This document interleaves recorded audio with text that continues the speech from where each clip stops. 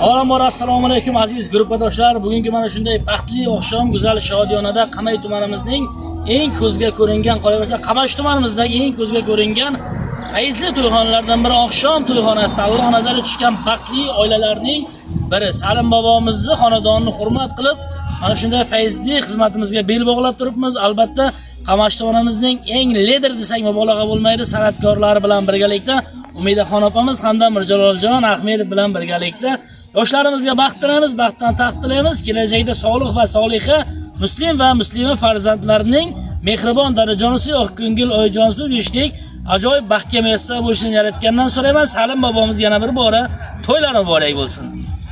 Assalomu alaykum hurmatli guruhdoshlar, hurmatli qadrdonlar. Mana bugun o'zbegimni yaxshi bir xonadonda katta bir to'y tantana. Yoshlarga baxt saodat tilaymiz. Hammani xonadonida mana shunday to'ylar, yaxshi kunlar bo'lishini Allohdan tilaymiz. Barchaga yaxshi kayfiyat tilaymiz. Hammaga mustahkam sog'lik, ishlariga omad tilaymiz. Mana shu akalarimizning gaplariga qo'shilgan holda oqshom to'yxonasiga omad tilaymiz. Like daymaysizlar.